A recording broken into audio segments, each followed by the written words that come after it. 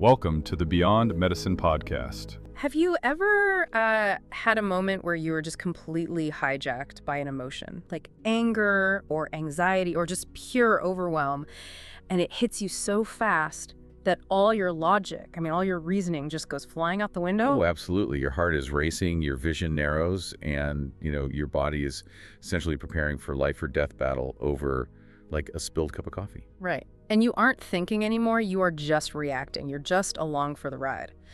Now, I want you to imagine if your brain's baseline was just stuck in that hijacked state. Wow, yeah. Like if every unexpected change in your schedule or every demand placed on you or even just a loud noise in a grocery store triggered that exact same fight or flight overload. It's exhausting to even contemplate, really. But that relentless neurological state is the daily reality for millions of people on the autism spectrum. Which is exactly why we are doing this deep dive today. Yeah. We are unpacking a pretty groundbreaking system called the Full Spectrum Protocol, or FSP. Developed by Beyond Medicine. Yeah, Beyond Medicine, and its founder, Adam Suzman. And just so you know, we have a massive stack of sources on the table today. We're looking at clinical trial data, a really fascinating one-year longitudinal assessment, and some incredibly raw testimonies from clinical experts and parents. It's a lot of material. It is, but our mission here is to understand how this unique vibrational technology is changing lives across the autism spectrum, and honestly, beyond. Because the stakes here are so much bigger than what we usually see in this field. When society talks about neurodivergence, the conversation almost inevitably gets stuck on managing symptoms, Yeah, it's always, how do we fix this? Exactly. It becomes this question of how do we medicate or train this individual to fit into a neat, quiet, neurotypical box? Right. And the Full Spectrum Protocol fundamentally rejects that premise. It isn't about symptom management at all. It's about giving individuals agency. Which is huge. It is. It's about granting them the physiological capacity to put a pause between a trigger and their reaction, so they can actually choose how they want to respond to the world. Okay, let's unpack this, because to understand the solution, we have to deeply understand the problem that Adam Suzman was trying to solve. And Suzman has an incredibly unique background. Very unique. Yeah, he spent 20 years studying homeopathy and Buddhist alchemy. But the real turning point of this whole story is that he was recently diagnosed as neurodivergent himself. It's such a great story. It actually took his girlfriend 8 years of observing him to finally suggest, hey, you might be neurodivergent. 8 years? Yeah.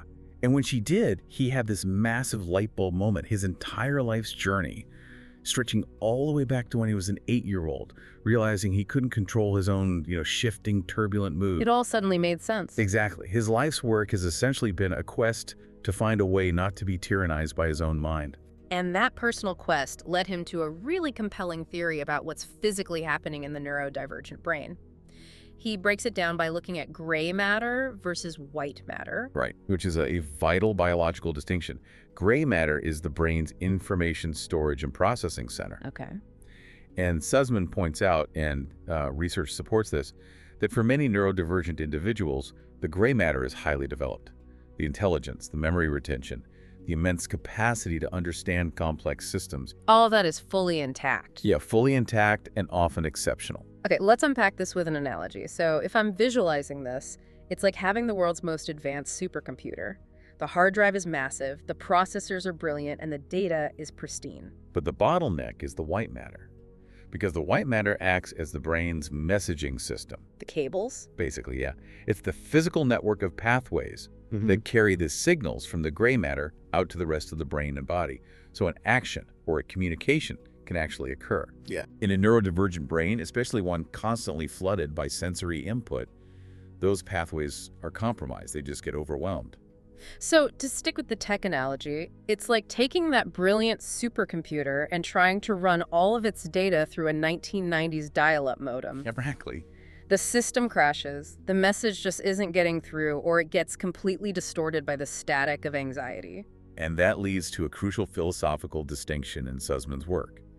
He aggressively stresses that there is nothing to quote-unquote cure when it comes to autism. Right, because the gray matter is beautiful as it is. Precisely. The goal of the Full Spectrum Protocol is simply to repair that white matter bridge. It's about shifting the brain's neuroplasticity out of a fixed, trauma-based loop and into a fluid state where the static clears and new learning can happen. He uses this specific word in the sources. He calls it volition. Volition, yes. Which basically means the desire or the will to reach out and engage. And I mean, think about it. If your nervous system is stuck in an overwhelmed, fixed state where everything feels like an attack, why would you ever reach out to the world? It's terrifying. It's completely terrifying. But if you can clear the static on that white matter bridge and calm the system, you spark that volition. You suddenly want to engage. So how does the FSP actually do this? Well, this brings us to the science of vibrational technology. Hey. Suzman formulates these remedies as natural, science-backed tools using a proprietary method that builds on, but significantly alters, traditional homeopathy. Okay, I'm going to stop you right there, because if you're listening to this and you're scientifically minded, the word homeopathy might make you instantly skeptical. Oh, sure. That's a common reaction. Because traditional homeopathy is usually about taking a substance and diluting it in water so many times that practically none of the original molecule remains, right? Right. The idea is that you're just leaving a memory of the substance to trigger an immune response. That is the classical definition, yeah. But Suzman's approach is the inverse of that. The inverse. Yeah. Instead of endlessly diluting a substance until it's just a faint ripple of a frequency, his technology amplifies the frequency. Oh, okay. He describes the process as filling in all the empty spaces within the atomic structure of the water, creating an incredibly dense, powerful, energetic signature. You aren't giving the body a faint whisper of a suggestion, you're giving it a very clear, highly amplified directive. And the protocol relies on a few core remedies to deliver these directives. Like the first one is called Cloud9, which acts as the foundational emotional safety net. Right. It's based on a homeopathic version of oxytocin, which is the hormone our bodies produce for love, bonding, and safety. And the anecdotes for this are amazing. Yeah, people in the testimonies describe taking Cloud9 as feeling like you're suddenly wrapped in your favorite warmest blanket, or petting a purring, fluffy cat. Yeah. It takes anxiety that is spiking at 95% and aggressively brings it down. Which is a prerequisite for anything else to work. I mean, if a person's anxiety is at 95%, no learning is happening, no communication is happening, the nervous system's just screaming. Right. Cloud9 quiets the screaming. And only then do you introduce the second remedy, which is called presence. Okay, here is where we really need to dig into the mechanics, because the source material lists the ingredients for presence, and it is a wild list. It really is. It includes the ashes of 12 Amazonian trees, 3 different forms of gold, liquid, burnt, and physical, reishi mushrooms, the golden spiral, which is the Fibonacci sequence, and the light of Jupiter, plus Norse runes. It sounds like a fantasy novel. It does. Now, as someone reading this, I have to ask, wait, how on earth do you put the light of Jupiter or a math equation into a liquid drop? Like, how are we looking at this scientifically? That is the totally natural reaction. And to understand it, we have to look through the lens of vibrational signaling rather than, chemical pharmacology. Okay, vibrational signaling. Yeah. Think of it less like a chemical drug, like taking an aspirin to block a pain receptor, and more like uploading software to your cells. In this theoretical framework, every substance, pattern, and light spectrum carries a specific, measurable energetic signature. Right, and water holds memory. Exactly. Water has been shown in various fringe and emerging sciences to hold memory and structure. So the gold in the remedy acts as a highly conductive carrier. It takes these amplified frequencies, these archetypal patterns of balance, structural integrity, and deep calm, and delivers them directly to the cells. So you aren't literally drinking a piece of a planet. The ingredients are about capturing a very specific state of being. Yes. Like the mathematical perfection of the Fibonacci sequence, you are imprinting the energetic blueprint of perfect natural alignment into the water and handing that blueprint to a chaotic nervous system to tune into. Exactly. It is reminding the body what perfect alignment feels like at a cellular level. It's a bioenergetic instruction. And the practical result of presence is beautifully illustrated by Suzman's octopus analogy. Oh, that analogy is incredible. He says normally an emotion like sudden blinding rage is an octopus that launches itself and attaches directly to your face. Right. You can't see anything else, you can't hear anything else, you are just the rage. But taking presence gives you a tennis racket. Yes, you see the octopus flying at your face, and instead of it landing and blinding you, you bat it away. It's like an emotional pop-up blocker. Exactly. You get that split-second pause to look at the emotion hovering in front of you and consciously decide, do I actually want to engage with this? Is this worth ruining my day? It creates this space for choice. And once that space exists, the protocol introduces the third remedy, which is victory over thought, or VOT. Okay. While presence handles the immediate incoming emotional waves, VOT goes much deeper. It utilizes a sacred Amazonian tree called Noyorao, the tree of light, combined again with gold, to tackle deep subconscious and unconscious patterning. And targeting the subconscious is vital because Suzman notes that 80 to 90% of our behavior isn't conscious choice at all. No, not at all. It is dictated by the subconscious. We are just blindly running old scripts based on past traumas. VOT supposedly brings those underlying scripts to the surface so your conscious mind can finally review and rewrite them. And beyond those three original remedies, Beyond Medicine recently introduced a new one called Genesis, which is specifically targeted at ADD and ADHD. And Genesis is a fascinating formulation. It utilizes Amanita fulva, which is a safe, edible mushroom variant. Right. And historically, this mushroom was used by people living in Norwegian longhouses. Picture this.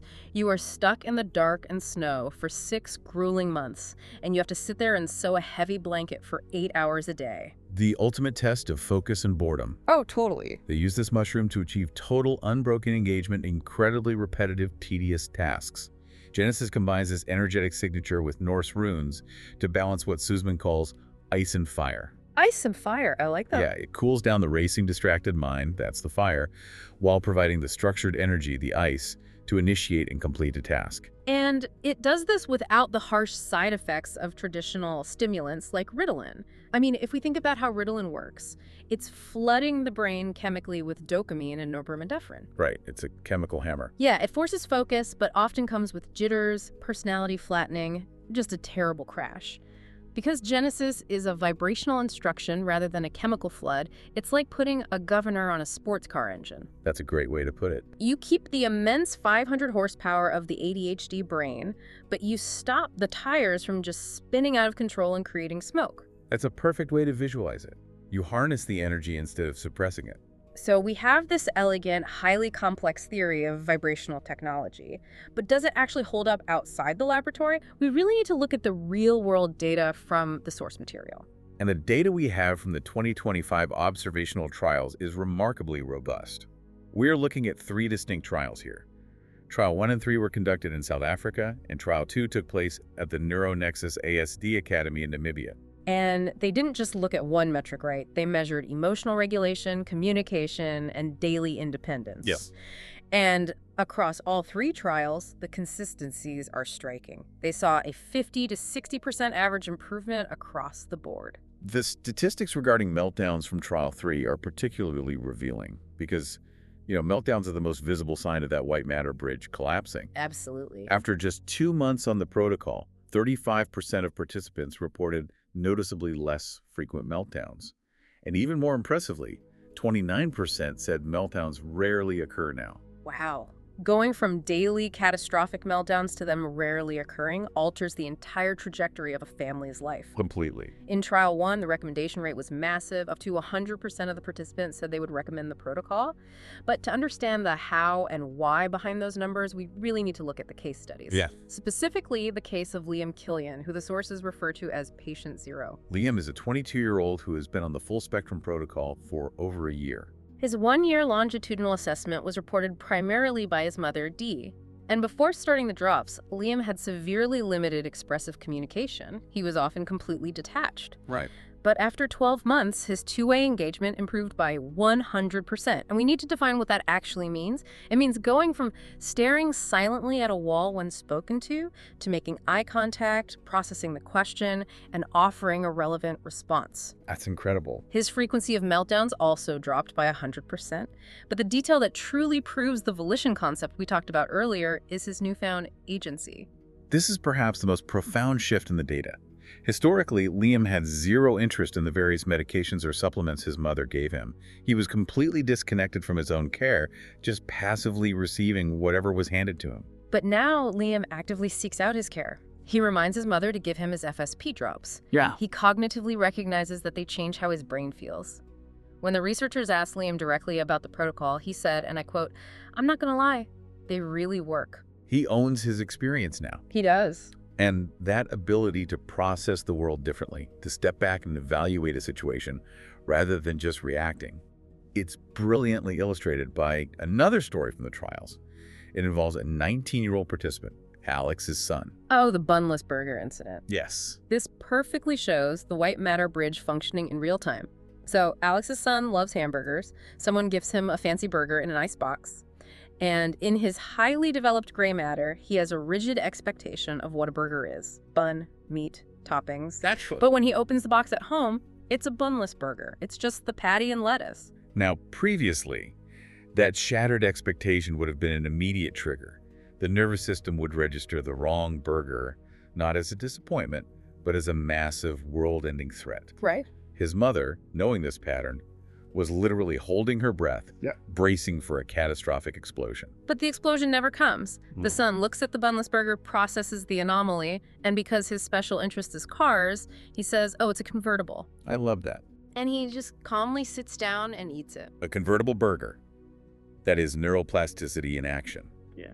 He experienced an unexpected environmental change, and instead of the octopus of rage attaching to his face, he used the tennis racket the remedies provided to bat it away. Yeah. He accessed his gray matter to find a creative, humorous connection to a special interest, and he consciously chose a calm response. It's an amazing moment, but we have to be clear here. The drops did not give him the vocabulary to say convertible. No, of course not. The drops just cleared the static on the line so his brain could find the word itself. To really understand how this protocol plays out long term, we have to look at the daily reality of living with neurodivergence. Right. Because it requires massive holistic support. The drops give capacity, but the environment builds the skills. And that brings us to the fascinating insights from Dr. Susanna Matusovan and Robin Creighton. Let's start with Dr. Matusovan, who is often called Dr. Zuza. She is an intellectual disability nurse with a PhD, and she works extensively as an orientation and wellness coach, specifically focusing on individuals with PDA. And we should define PDA because it's widely misunderstood.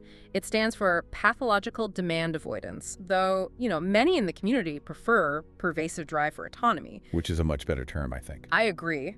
What it means mechanically is that any demand placed on the person, even simple things like put on your shoes, triggers an extreme fight-or-flight anxiety response. It's an amygdala hijack. And Dr. Zuzu uses a brilliant example to explain the visceral nature of this neurological block. Imagine a child who loves ice cream. Okay. They desperately want the ice cream, but the moment a parent tells them, go get the ice cream, that external demand triggers the threat response. Yeah. Even though they want the treat, their body physically will not let them comply. It's not a child being stubborn. No, it is not a child being stubborn or disobedient. It is a neurological paralysis. So if you're a parent, how do you navigate a day when literally everything, getting dressed, brushing teeth, sitting at the table, is perceived by your child's brain as a mortal threat? Well, Susanna teaches a framework called low-demand parenting. It requires a complete paradigm shift from traditional parenting. It means entirely avoiding direct demands. Sometimes it even means avoiding eye contact when making a suggestion, because to a heightened nervous system, direct eye contact feels like a physical pressure. Wow. And she utilizes strategies like body doubling.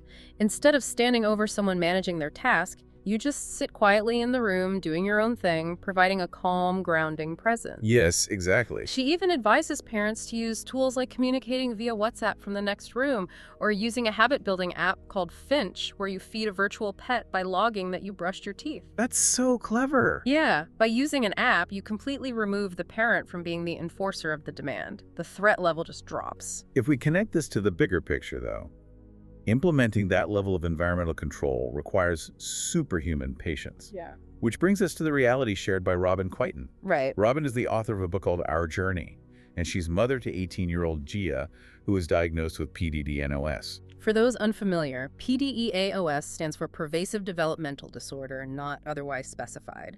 It's a subtype of the autism spectrum.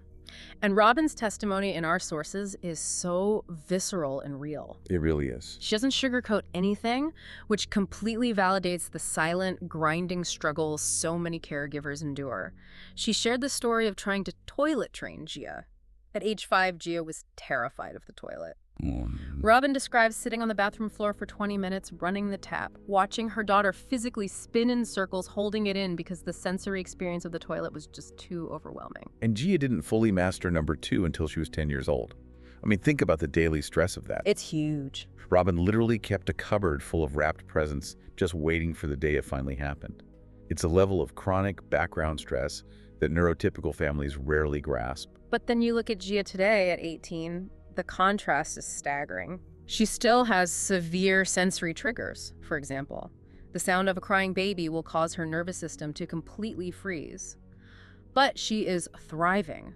She works at the Astra Center crafting gift products. Which is amazing. She loves her job. She loves the independence of earning a salary. She's intensely focused on what she proudly calls adulting, helping with chores around the house, taking real responsibility. She even marched into a bank and opened her own account. And this is where the vibrational drops, the coaching, and the parenting all beautifully intersect. I mean, the full spectrum protocol didn't instantly teach Gia the financial literacy to open a bank account. No, absolutely not. Yeah. What the remedies do is create the capacity for that change to happen. They build the white matter bridge, they lower the anxiety threshold so the brain isn't constantly screaming. Right. But it is the environment, the relentlessly patient, low-demand parenting like Robin's, the targeted, empathetic coaching from experts like Susanna, that actually allows that new capacity to be filled with skills. It creates a safe harbor for the individual's volition to flourish. So, to summarize the journey we've been on today, the full spectrum protocol is not a magic wand. Definitely not. Adam Suzman did not create a cure for autism because a cure isn't what's needed. The gray matter is perfectly fine. Right. What he created is a meticulously crafted vibrational tool designed to quiet the internal noise. It helps repair the messaging pathways in the brain's white matter, turning down the volume on trauma and anxiety so that individuals on the spectrum actually have the space to choose their own reactions. It gives them the tennis racket to swat the octopus away. Exactly. And honestly, if you're listening to this, whether you are neurodivergent, a caregiver, or just someone feeling utterly overwhelmed by the relentless pace and demands of modern life, the ability to put a pause between a trigger and your reaction, well, that is a universal human desire. We all want the power to swat that octopus away before it blinds us. And that raises an incredibly profound question to think about as we wrap up. We spend so much time, money, and scientific energy trying to adapt neurodivergent individuals so they can fit into our rigid, loud, demand-heavy society. Yeah. But when you look at the strategies that actually produce these beautiful results, things like low-demand parenting, respecting a person's autonomy, communicating without force, and focusing on genuine patient connection. It makes you wonder. It really does. If those gentle, autonomy-respecting methods work so profoundly well for those with PDA and autism, shouldn't we be asking if that is actually how all human beings are meant to be treated? That's a great point. Perhaps the ultimate vibrational shift we need isn't just formulated inside a little bottle of drops, but in how our entire society structures its expectations of what is normal. We'll be back soon with more conversations that challenge what you think you know and open up what might actually be possible.